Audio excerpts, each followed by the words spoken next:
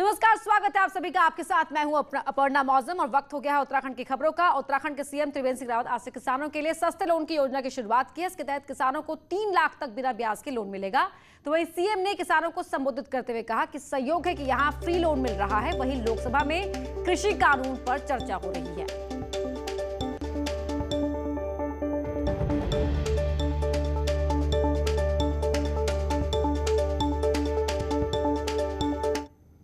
ये किसी के पास इस बात का जो ये आंदोलन कर रहे हैं, कोई ये नहीं बता सकता कि ये कानून किसानों के लिए किस तरह से नुकसानदेह है। इतना बेहतर कानून बनाया है कि मंडी के अलावा किसानों को ये छूट दी गई है, स्वतंत्र किया गया है किसानों को कि आप कहीं पर भी जाकर के जहां पर आपको अच्छा मूल्य मिलता है आप अपना माल बेच सकते हैं, अपना उत्पाद बेच सकते हैं। मैं समझता हूं कि किसानों को अगर आजादी मिली है तो वास्तव में इसकी कृषि कानून से मिली है। ये मैं आज दावे के साथ इस मंच से कहना चाहता हूं। कृषि बिल के विरोध में हो रहे प्रदर्शन पर भी सीएम ने बोलते हुए कहा कि कृषि कानून के 3 सुधार किसानों के हित में हैं और कोई नहीं बता सकता कि क्यों किसानों के हित में नहीं। और कुछ लोग इस देश को तोड़ना चाहते हैं, लेकिन उत्तराखंड के किसान बरगलाने में नहीं आए।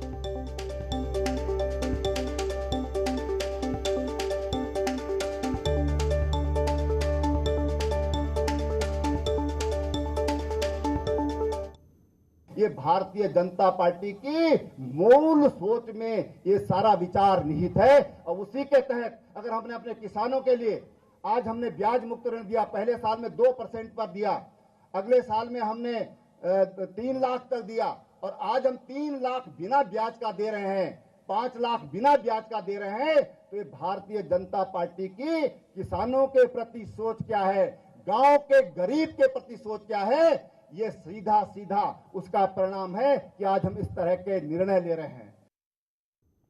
इसके साथ ही सीएम ने कांग्रेस पर भी हमला बोला और कहा कि कांग्रेस ने गरीबों के लिए क्या किया। मोदी सरकार ने बैंक अकाउंट, उज्ज्वला कनेक्शन और बिजली, पानी, स्वास्थ्य, सड़क की सुविधाएं दी हैं। आज हमने 160 ग्रोथ सेंटर अपने राज्य में स्वीकृत किए हैं और इसमें मछली के भी ग्रोथ सेंटर हैं, मुर्गी पालन के भी ग्रोथ सेंटर हैं, अनाज को प्रोसेस करने के भी सेंटर हैं, इसमें बिजली के लैंप बनाने के जो एलईडी लैंप हम बनाते हैं उसके भी हमने ग्रोथ सेंटर बनाए हैं, अचार के भी ग्रोथ सेंटर हैं, तमाम तरह के कुछ फॉरेस्ट पर आधारित ग्रोथ सेंटर हैं। हम आज अपने किसानों की जेब में केवल पैसा, उसके लिए उनको बताया भी कि आपको क्या करना है और हम आज ग्रोथ सेंटर के माध्यम से गाँव की लाइफ को बदलने का काम कर रहे हैं। आज रेल मंत्री पीयूष गोयल ने ऋषिकेश कर्णप्रयाग रेल लाइन को लेकर बजट में दिए पैसों को लेकर ट्वीट किया। रेल मंत्री ने ट्वीट में कहा कि #आत्मनिर्भर भारत का बजट में ऋषिकेश कर्णप्रयाग रेल लाइन परियोजना हेतु 4200 करोड़ का आवंटन किया गया है। ये प्रोजेक्ट देवभूमि उत्तराखंड में पर्यटन, उद्योग, कनेक्टिविटी और परिवहन सुविधाओं का विस्तार करेगी। तो ये ट्वीट आप देख सकते हैं रेल मंत्री का। ये प्रोजेक्ट यहाँ की अर्थव्यवस्था को तेज गति प्रदान करेगा।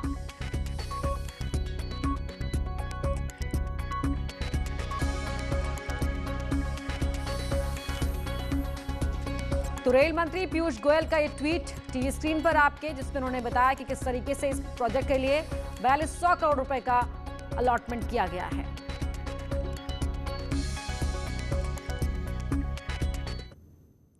केंद्रीय बजट में इस बार ऋषिकेश कर्णप्रयाग रेल लाइन निर्माण कार्य के लिए 4200 करोड़ का प्रावधान किए जाने से बीजेपी खुश है। उसे उम्मीद है कि इससे रेल लाइन निर्माण का काम तो तेजी से होगा ही, साथ ही वो 2022 की वैतरणी भी क्लीन स्वीप कर जाएगी।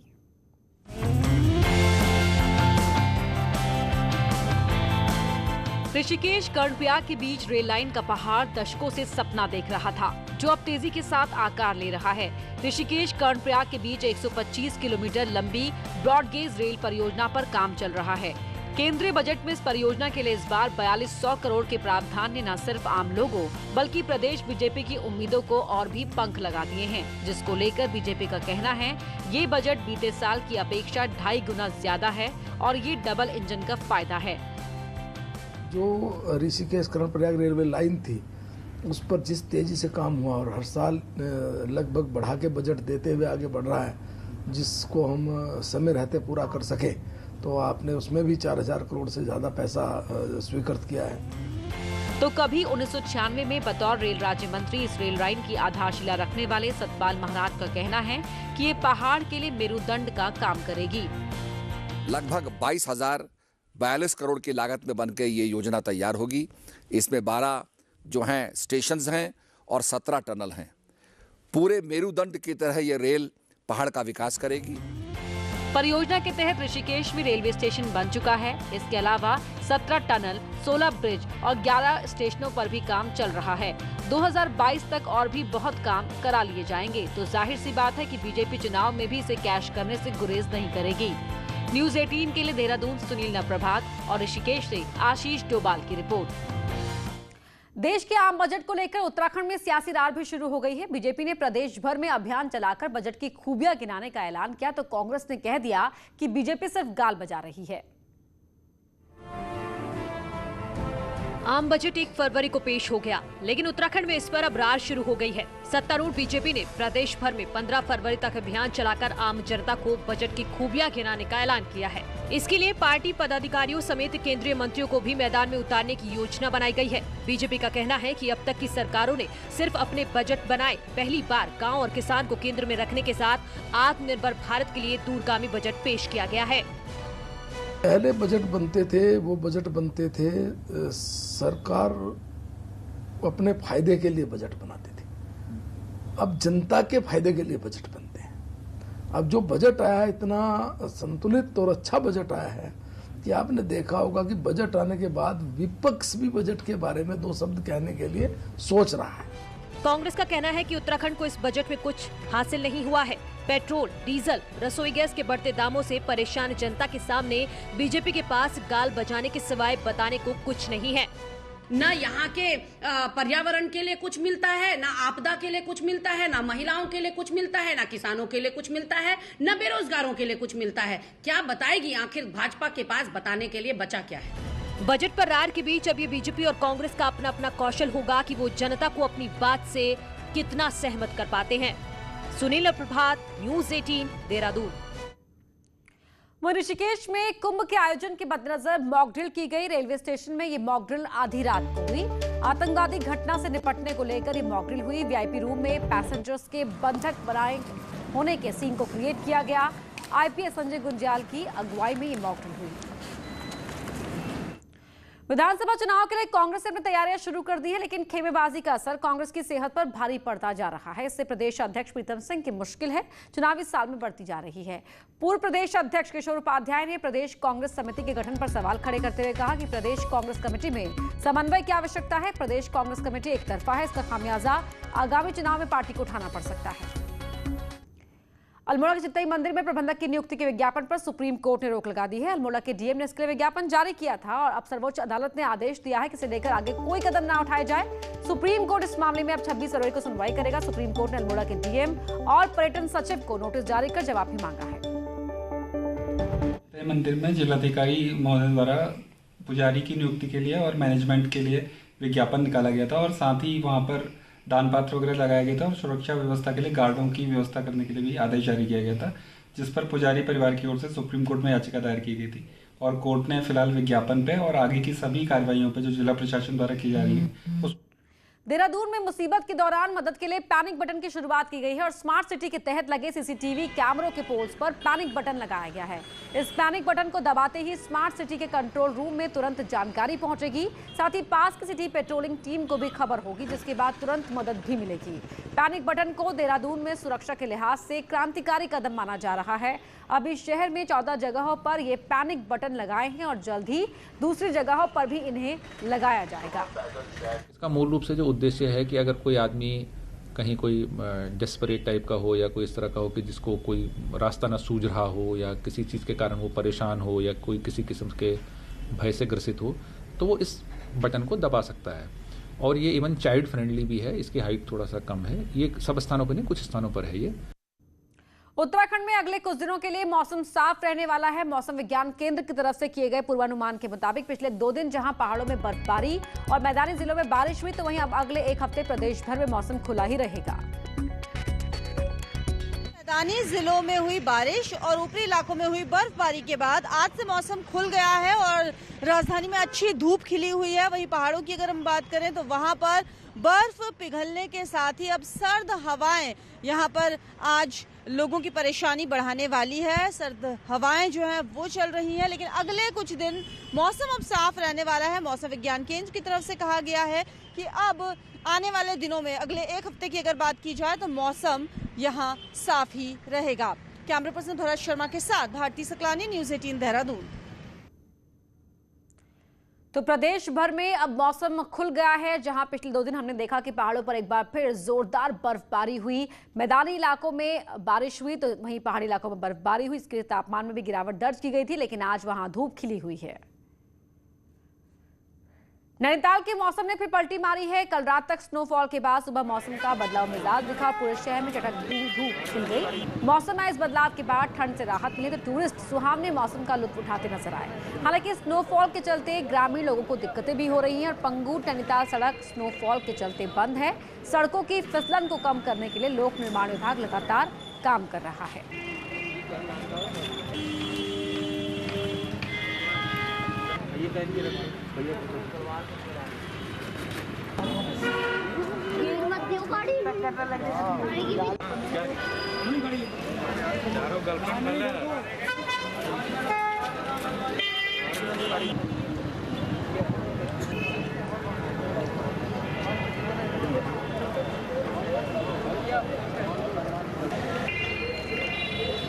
तो तस्वीरें आप देख सकते हैं किस तरह से टूरिस्ट यहाँ पर जो हैं वो बोटिंग का मजा ले रहे हैं पूरे परिवार के साथ, क्योंकि मौसम आज बेहद खुशगवार यहाँ पर है, धूप खिली हुई है।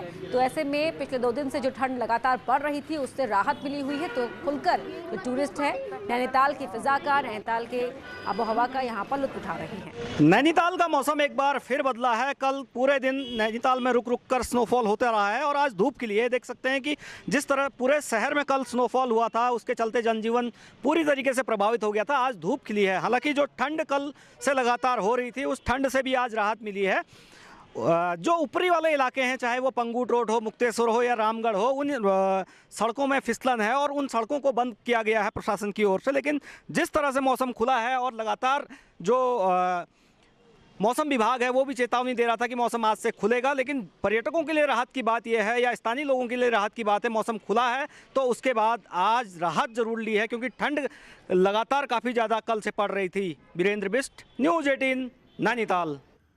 उत्तरकाशी के गंगा यमुना घाटी में जबरदस्त बर्फ पड़ी है। इससे पर्यटन कारोबारियों के चेहरे भी खिले हुए हैं। हर्षिल घाटी में बड़ी संख्या में टूरिस्ट बर्फबारी का मजा लेने पहुंचे हैं। हर्षिल के अलावा मुकबा, धराली, रैथल, सांकरी, जखोल, केदार कांठा में हर तरफ बर्फ ही बर्फ नजर आ रही है। बर्फबारी से जहां टूरिस्ट खुश हैं तो सेब के काश्तकारों के लिए भी बर्फबारी वरदान साबित हो रही है, जिससे सेब की बम्पर पैदावार होने की उम्मीद है। विश्व प्रसिद्ध स्नो स्पोर्ट्स सेंटर औली की बात करें तो यहां बर्फबारी के बाद स्कीयर्स और सैलानी खासे खुश नजर आ रहे हैं।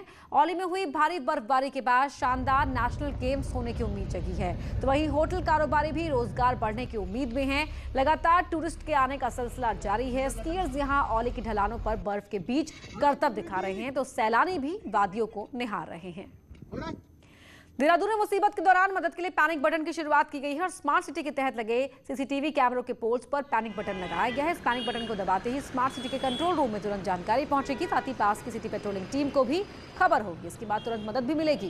पैनिक बटन को देहरादून में सुरक्षा के लिहाज से क्रांतिकारी कदम माना जा रहा है। अभी शहर में 14 जगहों पर ये पैनिक बटन लगाए गए हैं और जल्द ही दूसरी और जगहों पर भी इन्हें लगाया जाएगा। राज्य में स्थित कोतवाली के इंचार्ज अब एसओ नहीं रह पाएंगे। कोतवाली के इंचार्ज अब केवल इंस्पेक्टर ही होंगे। जी हां, डीजीपी अशोक कुमार ने राज्य के सभी एसपी एसएसपी के लिए फरमान जारी किया है। फरमान के मुताबिक अब एसओ रैंक का अधिकारी केवल थाने में ही थानाध्यक्ष रहेगा, लेकिन अब कोतवाली में कोतवाल के पद पर इंस्पेक्टर रैंक का ही अधिकारी नियुक्त होगा। अच्छा जी, डायरेक्शन जारी कर दिया गया कि इंस्पेक्टर के थाने में जब तक इंस्पेक्टर उपलब्ध हैं तो सामान्यतः सब इंस्पेक्टर को पोस्ट नहीं किया जाएगा। अगर पोस्ट करना है तो किस कारण से इंस्पेक्टर को पोस्ट नहीं किया जा रहा है वो सब कारण दर्शाते हुए अपने रेंज अधिकारी से उसका अप्रूवल ले लिया जाए। 8 फरवरी से खुलने वाले स्कूलों को लेकर शिक्षा विभाग के साथ ही स्कूल प्रबंधन ने भी तैयारियां शुरू कर दी हैं।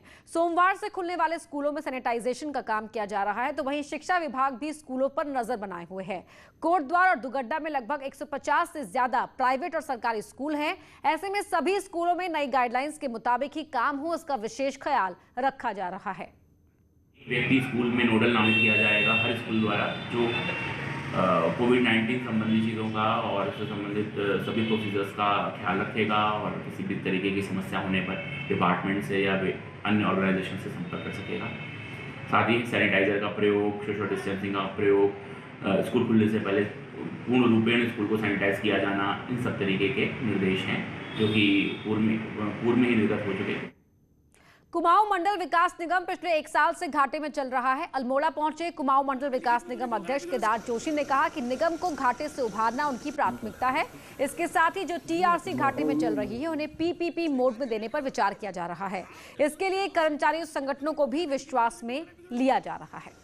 लक्ष्य है कि सारे टीआरसीज को अपडेट करके होटलों के एटपार ला करके होटल व्यवसाय के साथ साथ अच्छा चले। सारे टीआरसीज हमारे एकदम अपडेट हो जाएं और इतने अच्छी लोकेशन में होने के बावजूद हमारे यहाँ जो घाटे में रहते हैं उससे कैसे उबरा जाए, इस पर मंथन चल रहा है।